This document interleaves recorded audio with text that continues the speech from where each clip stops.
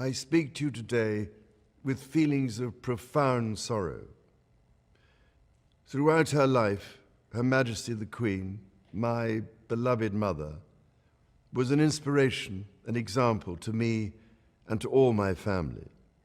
And we owe her the most heartfelt debt any family could owe to their mother, for her love, affection, guidance, understanding, and example. Queen Elizabeth was a life well lived, a promise with destiny kept, and she is mourned most deeply in her passing. That promise of lifelong service I renew to you all today. Alongside the personal grief that all my family are feeling, we also share with so many of you in the United Kingdom, in all the countries where the Queen was head of state, in the Commonwealth and across the world, a deep sense of gratitude for the more than 70 years in which my mother, as Queen, served the people of so many nations.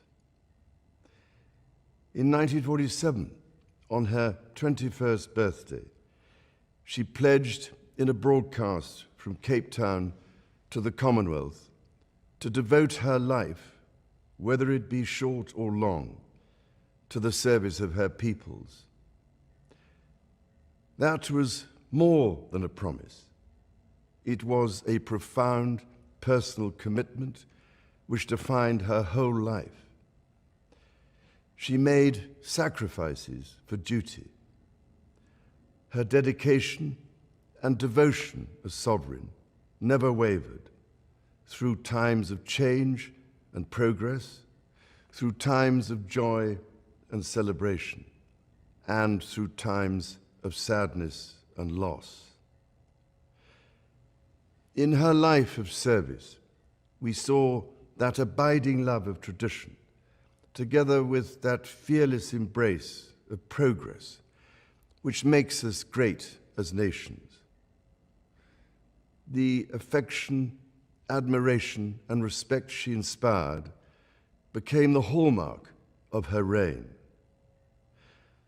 And as every member of my family can testify, she combined these qualities with warmth, humor, and an unerring ability always to see the best in people.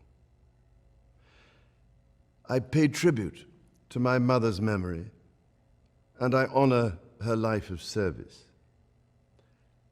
I know that her death brings great sadness to so many of you, and I share that sense of loss beyond measure with you all.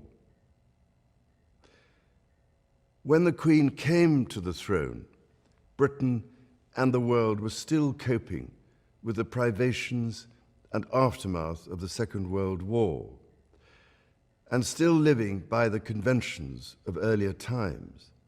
In the course of the last 70 years, we have seen our society become one of many cultures and many faiths. The institutions of the state have changed in turn. But through all changes and challenges, our nation and the wider family of realms, of whose talents, traditions, and achievements I am so inexpressibly proud, have prospered and flourished. Our values have remained and must remain constant. The role and the duties of monarchy also remain, as does the sovereign's particular relationship and responsibility towards the Church of England, the church in which my own faith is so deeply rooted. In that faith and the values it inspires, I have been brought up to cherish a sense of duty to others and to hold in the greatest respect the precious traditions, freedoms, and responsibilities of our unique history and our system of parliamentary government. As the Queen herself did with such unswerving devotion, I too now solemnly pledge myself throughout the remaining time God grants me, to uphold the constitutional principles at the heart of our nation. And wherever you may live in the United Kingdom, or in the realms and territories across the world, and whatever may be your background or beliefs, I shall endeavor to serve you with loyalty, respect, and love, as I have throughout my life. My life will, of course, change as I take up my new responsibilities. It will no longer be possible for me to give so much of my time and energies to the charities and issues for which I care so deeply. But I know this important work will go on in the trusted hands of others. This is also a time of change for my family. I count on the loving help of my darling wife, Camilla. In recognition of her own loyal public service since our marriage 17 years ago, she becomes my Queen Consort. I know she will bring to the demands of her new role the steadfast devotion to duty on which I have come to rely so much. As my heir, William now assumes the Scottish titles which have meant so much to me. He succeeds me as Duke of Cornwall and takes on the responsibilities for the Duchy of Cornwall, which I have undertaken for more than 5 decades. Today, I am proud to create him Prince of Wales, Tywysog Cymru, the country whose title I've been so greatly privileged to bear during so much of my life and duty. With Catherine beside him, our new Prince and Princess of Wales will, I know, continue to inspire and lead our national conversations, helping to bring the marginal to the centre ground, where vital help can be given.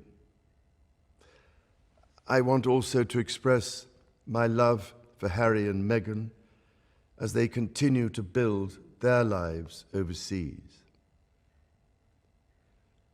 In a little over a week's time, we will come together as a nation, as a Commonwealth, and indeed a global community, to lay my beloved mother to rest. In our sorrow, let us remember and draw strength from the light of her example. On behalf of all my family, I can only offer the most sincere and heartfelt thanks for your condolences and support. They mean more to me than I can ever possibly express. And to my darling Mama, as you begin your last great journey to join my dear late Papa, I want simply to say this: thank you. Thank you for your love and devotion to our family and to the family of nations you have served so diligently all these years. May flights of angels sing thee to thy rest.